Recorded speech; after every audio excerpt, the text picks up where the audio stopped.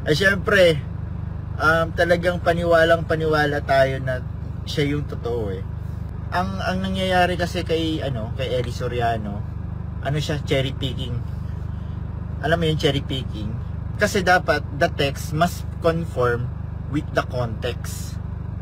Siya, kukuha siya dito ng isang sitas, papaliwanag doon sa kabilang sitas kahit hindi siya magkadugtong o kahit hindi siya related sa isa't isa, pinagdudugtong niya para lang maipalitaw, para lang ma-justify niya yung kanyang gusto niyang paniwala na ipaniwala sa atin. Ngayon, ano nangyari? Baliktad ni. Grabe nung mga natuklasan ko sa Brazil, may mga nag-feed sa akin na talagang nasa Brazil. Na yung mga picture na pinost ko nakaraan, ektarya-ektaryang lupa, nagagawin sanang water park. Biruin mo, water park, ang lawak ng lupain. Milyon-milyon ang sinunog. Tapos paiyak-iyak, dinala tayo. Ang mga Pinoy kasi, masyadong emotional tayo, di ba?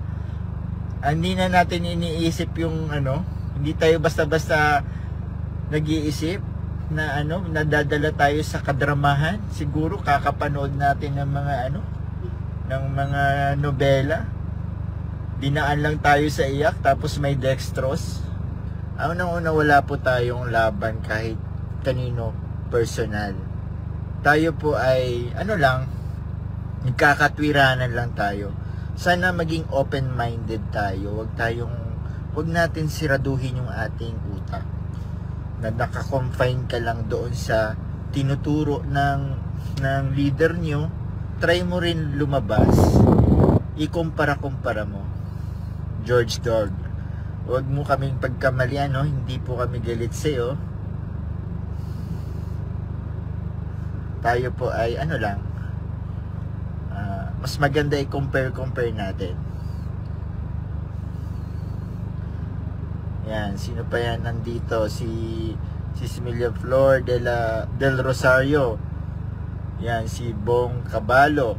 Yan yung mga exiters na active yung madalas kong nakikita.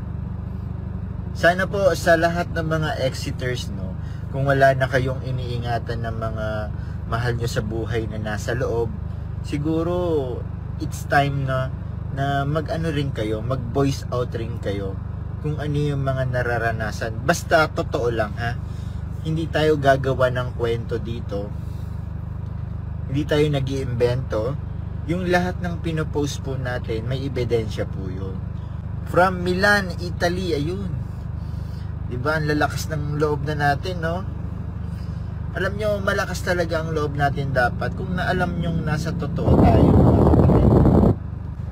Kung paano nila ginigipit yung mga members, na kung hindi ka na active, kung meron ka lang question, ay paano na lang kung meron kang mahal sa buhay. Yun yung mahirap dyan, lalo na sa mga closet, na merong mahal sa buhay na active pa, pero sila closet na. So ang hirap nun, dahil iniingatan mo yung mahal mo sa buhay na sumama yung loob sa'yo. Kasi once nalaman nila na meron ka ng laban at sila ay active pa, pwedeng hiwalayan ka. At meron akong kausap na closet, gustong-gusto nang lumabas.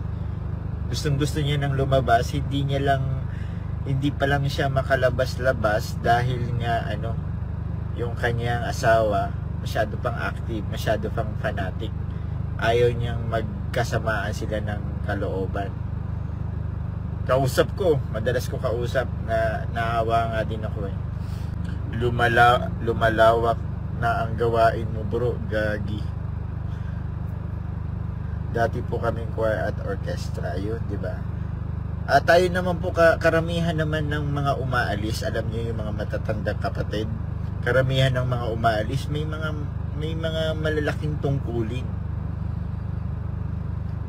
Ako po, bago ako nag-worker, nagteatro ako, sumali pa ako sa kwat, naging organizer ako ng KKTK, coordinator. Minsan nagiging choir, minsan nagiging guest coordinator pagkakulang, minsan tagalinis ng buong lokal. Kasi hindi nyo man natatanong, 2003 ako naanib, 16 years old ako noon. Nawala na ako ng gana mag-aral dahil nung 2004 nagtexto nun si Brad Eli ng live sa Araneta bago siya pumunta ng Brazil. Sabi niya, wag na kayong mag-aral, baka wala ng 10 taon, baka wala ng 15 years, baka wala ng 20 years, darating na si Kristo. Mag-aaral ka pa ba ng pagiging abogado? Mag-aaksaya ka pa ba ng 10 taon? Mag-aaral ka pa ba ng doktor? Mag-aaksaya ka pa ba ng another 10 years? Or 4 years?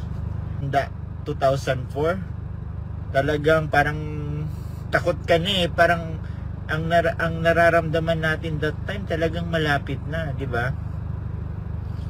Grabe nun. Yung mga matatandang kapatid, kayo makasaksi nun. Merong mga kapatid, nagbenta na ng kanilang mga ari-arian. Totoo yan. Kasi, hindi na tayo pinupush nun bumili ng mga properties eh. Sabi nga, bibili pa ba kayo ng mga lupa, ng mga bahay? Papanakot sa'yo, yung mga bagong dumating si Kristo, ipapanakot sa'yo. Parang sa panahon ni Noe, na ang mga mag-aasawa, magsisikain, magsisiinom, magsisipag-asawa, yun yung pangapanakot. Syempre, lagi na may nag-aasawa, that time pa eh. So, talagang natatakot na yung mga kapatid before. Kaya, parang nawalan na ng ganang iabot yung kanilang goal sa buhay, yung kanilang career. GCOS, instant katulong. Alipin ng lokal. Gagi. Maaga pala kayo nabudol pa noon, di ba? Sabi ni Kristo tungkol sa oras. Oo nga eh, maaga talaga.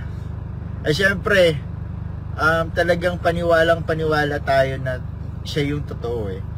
Ang nangyayari kasi kay Eli Soriano, siya, cherry picking. Alam mo yung cherry picking? Kasi dapat the text must conform with the context. Siya, kukuha siya dito ng isang sitas, papaliwanag doon sa kabilang sitas kahit hindi siya magkadugtong o kahit hindi siya related sa isa't isa, pinagdudugtong niya para lang maipalitaw, para lang ma-justify niya yung kanyang gusto niyang paniwala na ipaniwala sa atin. Ang irony, nagsabi ng members, wag mag-invest sa temporal things while sila nag-invest ng todo-todo. Totoo yun. Ngayon, ano nangyari? Baliktad ni. Grabe nung mga natuklasan ko sa Brazil, may mga nag-feed sa akin na talagang nasa Brazil. Na yung mga picture na pinost ko nakaraan, ektarya-ektaryang lupa, nagagawin sanang water park. Biruin mo, water park, ang lawak ng lupain. Milyon-milyon ang sinunog. Tapos paiyak-iyak, dinala tayo. Ang mga Pinoy kasi, masyadong emotional tayo, di ba? Hindi na natin iniisip yung hindi tayo basta-basta nag-iisip na nadadala tayo sa kadramahan. Siguro kakapanood natin ng mga nobela. Dinaan lang tayo sa iyak, tapos may dextrose. Napaniwala na tayo. Yung pala, merong ektarya-ektaryang lupang binili sa Brazil. Tapos merong mansion, 20 mansions yun yung confirm hindi bababa ng 20 mansions sa Brazil. Sa Brazil alone lang yun. Hindi pa natin pinag-uusapan yung nasa Tagaytay, dito sa Metro Manila, at marami pa akong alam na nag-feed sa akin na marami din silang kondo. Hindi lang mansyon. May mga kondo din sa Metro Manila. So maraming mga closet na nagsha-share sa atin ng mga info. Siguro hindi mo na natin ilabas lahat. Hello. Ayan. O, meron diyan no, mga active pa nanonood. Hello po. Ingat po kayo sa panonood. Baka ma-heart nyo po yung pinapanood nyo at ma-check kayo at ma-red tag kayo.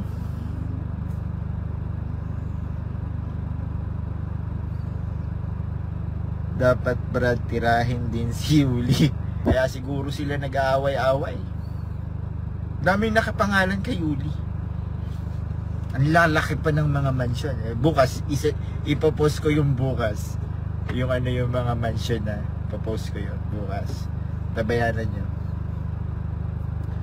Nakapunta na ako sa Salud. Tapos meron pa silang store doon. Dami talagang property. Hindi ko na lang dati hindi talaga natin napapansin yon dahil kahit pa paano no, meron kasing kumbaga may talukbong pa tayo ng pagka-delusional dahil na-amaze tayo sa mga kwento ni ni Eli Soriano. Na-amaze tayo na pagka nagkukwento siya pagdating na ng 1,000 taon, talagang nabivisualize mo at talaga kayo yung magkahari. Pero ito, ilan lang ang members ng MCTI. Wala pa ata tayo 1 milyon eh. Feeling ko wala pa eh. Kasi nung botohan ng batas party list before, nasa 300k lang ata ang pumasok. Eh lalo na siguro ngayon, ang dami ng closet, ang dami ng exiters. Baka pahirapan ng umabot ng 300,000 votes. Eh biruin mo 300,000, sabihin na natin 300,000, 8 billion yung population ngayon. Kayo lang yung maghahari. Napaka-delusional natin, no? So, biruin mo gano'n, no? Na-amaze kasi tayo dati ng mga ganong kwento. Talagang parang akala mo nandun ka na sa senaryo. Kaya hindi na natin napapansin yung mga pagbili nila ng mga property. Hindi na natin masyadong pinapansin. Kahit dati nakikita ko na yung kapatid ni Quiz. Nakikita ko lagi yan, tumatambay yan dun sa may KFC sa Apalit. Nakikita ko gaganda ng sasakyan. Naka-set up, loaded.